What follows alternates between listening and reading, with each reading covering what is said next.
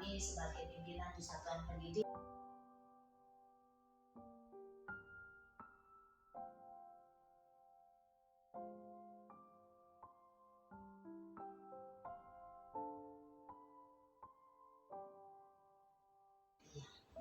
Baik Bu, terima kasih atas penjelasannya Bu. Ya. Tadi kemudian Pak Sukoli sudah menanyakan tentang kasus-kasus ya, tadi Ibu sudah menyampaikan tentunya tadi sampaikan bahwa banyak kasus gitu. Itu sebagai manusia atau sebagai pimpinan tidak terlepas dari kasus-kasus yang Ibu hadapi. Nah, terkait dengan kasus-kasus tersebut Bu, boleh kami tahu ya dalam pengambilan keputusan misalkan ya, terutama pada kasus-kasus di mana ada dua kepentingan yang sama-sama benar atau sama-sama mengandung nilai kebajikan.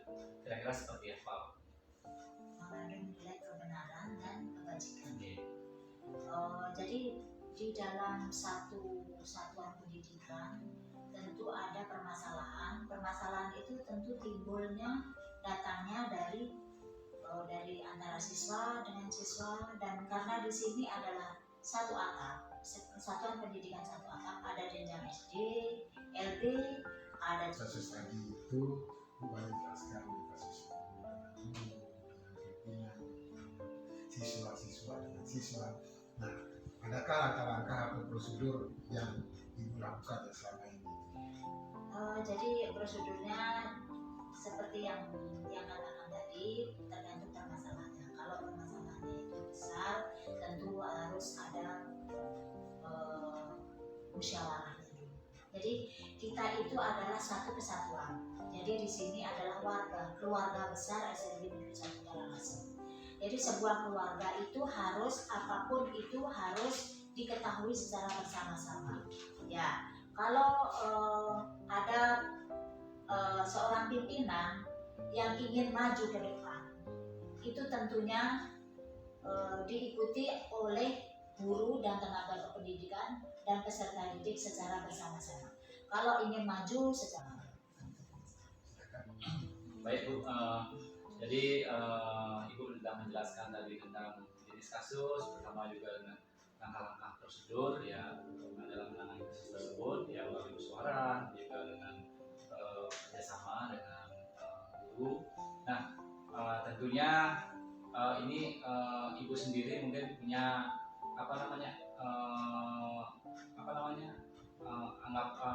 anggapan efektif ya, yang efektif dalam pengambilan keputusan pada kasus-kasus delima etika ya, seperti yang tadi Ibu sampaikan bahwa ada salah satu kasus itu terkait dengan cuti itu kan, diberikan cuti tapi dia harus melakukan tugas, jadi kedua-duanya kan tidak benar ya. Tapi bagaimana mungkin langkah efektif mungkin dalam efektif yang diambil adalah jadi kalau jadi langkah yang harus diambil secara efektif, tentunya kita selalu saling bekerja sama.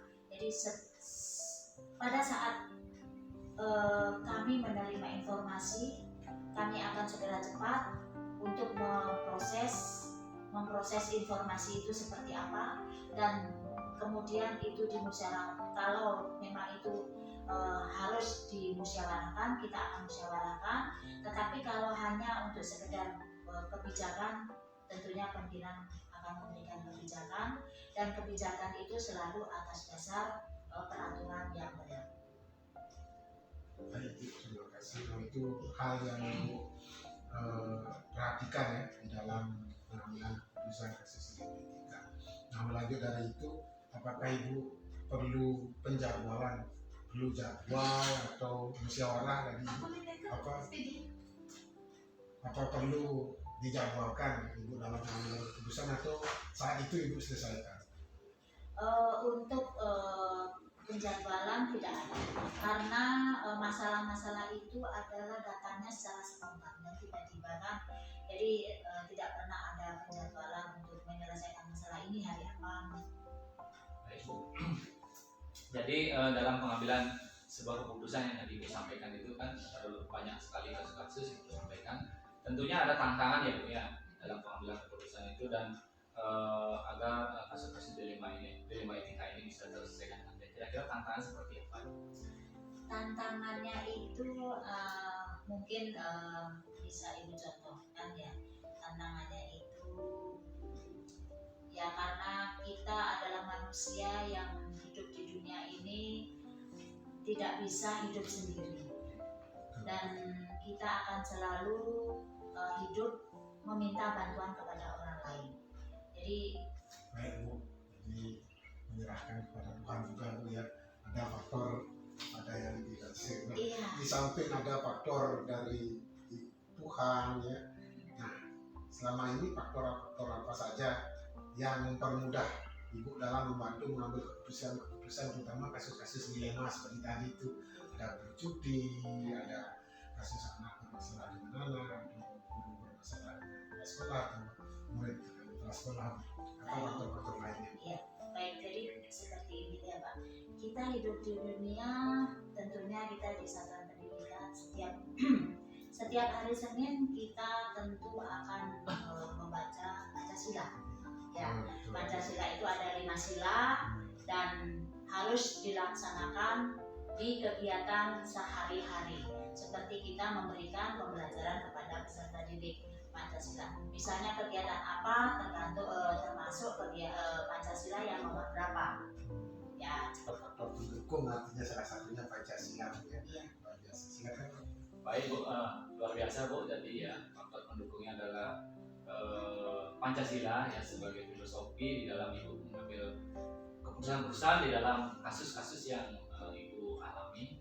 Tentunya dari semua hal yang telah Ibu sampaikan ya, pembelajaran apa kira-kira yang Ibu petik lah ya, Ibu petik dari pengalaman Ibu mengambil sebuah keputusan di 5 etika yang Ibu sampaikan tadi. Jadi pembelajaran yang dipetik itu adalah pembelajarannya kebersamaan. Kalau kita itu di mana di air, ya mengalir bersama-sama. Kalau mengalir bersama-sama, tidak ada yang boleh ada yang ketinggalan. Kita harus bersama-sama, selalu akan bersama-sama. Seperti itu. Baik Bu, jadi pengalaman yang luar biasa nih Bu. Jadi dengan bekerja sama dan masih dari Pak Budi selaku pimpinan salah satu sekolah SD Kalau sekarang di SD 5 Manado. SD 5 Manado. Nah, ketika Pak Budi menjadi kepala sekolah di sana, menjadi pimpinan ya Pak Budi, kira-kira pernah nggak Pak Budi mengidentifikasi kasus-kasus yang merupakan dilema etika atau rujukan moral? Kalau boleh Tiang ceritakan, sebenarnya dalam mengidentifikasi masalah yang berkaitan dengan dilema etika dan rujukan moral itu kan sebenarnya baru hal baru bagi Tiang sendiri, karena Tiang sebagai kepala sekolah juga baru 2 bulan. Baru 2 bulan saya menjadi kepala sekolah di sini Pak Sangkopian. Saya ketemu dengan materi apa metode yang harus kita lakukan berkaitan dengan rujukan moral dan dilema etika dalam selaku kepala sekolah berkoordinasi juga bersama teman-teman guru Pak Sangkopian. Itu sejauh ini yang sudah saya lakukan. Ya betul. Jadi sudah ada identifikasi kasusnya, jadi beberapa gitu. Nah dari kasus-kasus yang Bapak identifikasi, kira-kira ya Pak Budi, ada nggak kepentingan ya yang sama-sama benar atau sama-sama mengandung nilai kebajikan? Kalau boleh dilihat dari beberapa kasus yang ada, kasus yang muncul, tentu ada Pak Sangkopian yang berkaitan dengan apa namanya ya Pak Sangkopian tanyakan tadi? Ya sama-sama benar, Ya. kepentingannya sama-sama benar atau sama-sama mengandung nilai kebajikan. Ya. Kira-kira Pak Budi bagaimana cara menjalaninya? Nah, tentunya yang kembali lagi ke apa namanya, ke 4 paradigma dilema etika yang ada itu, dan 9 pengambilan keputusan, dan tidak lepas juga dari 3 prinsip tersebut. Tentunya ada dari setiap kasus atau peristiwa itu, tentunya ada yang sudah dia koordinasikan bersama teman-teman di sekolah. Ada, pasti selalu ada. Oke. Jadi langkah-langkah karena ada ya tadi apa yang kepentingan yang sama-sama benar, ada sama-sama mengandung nilai kebajikan. Nah, di sini langkah-langkah atau prosedur seperti napi kira-kira yang biasa ya, yang biasa Pak Budi lakukan selama ini dalam mengatasi itu. Dalam mengatasi kasus-kasus tersebut kemarin ada beberapa. Yang pertama tentunya kita akan melakukan identifikasi masalahnya terlebih dahulu. Yang pertama itu dah identifikasi, terus yang kedua yang lihat siapa saja yang terlibat dalam kasus tersebut. Tentunya dari siapa yang terlibat itu tentunya ada pelakunya, mungkin ada kita, mungkin terus yang terlibat berikutnya ada teman-teman guru dia sendiri. Jadi banyak prosedur dan langkah-langkah yang sudah Pak Budi lakukan saat ini. Ada komite yang kira-kira dari langkah-langkah atau prosedur yang Pak Budi telah lakukan, mana langkah yang Pak Budi anggap efektif dalam pengambilan keputusan pada kasus ini? Kalau dilihat dari beberapa kasus yang ada, kalau boleh dibilang mana yang lebih efektif dengan langkah-langkah pengambilan keputusan tadi, mungkin kita dengan lebih dahulu melihat atau menelaah kasus tersebut, tingkat kasus yang dialami atau menelaah kasus tersebut. Sebenarnya semua sih efektif, mungkin kita jadi koordinasi dengan komite, koordinasi dengan orang tua itu yang lebih efektif. Tentunya dari koordinasi atau kasus-kasus yang ada, tentu ada hambatan, kendala Pak Budi ya, yang Pak Budi alami ini. Kira-kira seperti apa ya tantangan dalam pengambilan keputusan dalam kasus dilema etika yang pernah Pak Budi alami, yang Pak Budi ada tantangannya? Tantangannya sih sebenarnya ada sih Pak Sangkopian. Kalau dilihat dari untuk kita menentukan sebuah keputusan tersebut, di sini mungkin kita sebenarnya harus berprinsip atau kita melihat. Jadi tantangan itu memang ada Pak Budi. Tantangan itu memang selalu ada. Nah, ketika Pak Budi misalnya ada kasus ya, kira-kira ketika ada kasus itu, apakah langsung Pak Budi menanggapi atau menyelesaikan saat itu? Apakah Pak Budi mungkin ya nanti ya saya kasih dulu, atau mungkin saya pikirkan dulu ya, besok saya putuskan, bagaimana Pak Budi? Dari setiap kasus yang ada, seperti apa yang dia sampaikan tadi, salah satu contoh kasusnya siswa Aldi. Dari kasus tersebut tidak langsung saya sendiri kemarin menanggapi langsung ke anak tersebut, langsung ke orang tuanya, tidak. Tapi kemarin saya butuh waktu hampir 2 minggu, seperti apa yang dia sampaikan kemarin, butuh waktu 2 minggu, kita amati dulu. Betul Pak Budi. Nah, ketika ada kasus-kasus seperti itu Pak Budi memberikan jeda kan untuk menyelesaikan. Ada enggak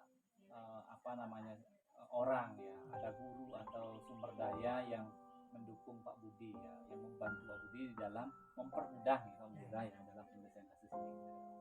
Dalam setiap pengambilan keputusan itu tentunya ada pihak-pihak terkait atau orang atau teman yang terlibat di dalamnya Pak Sangkopian.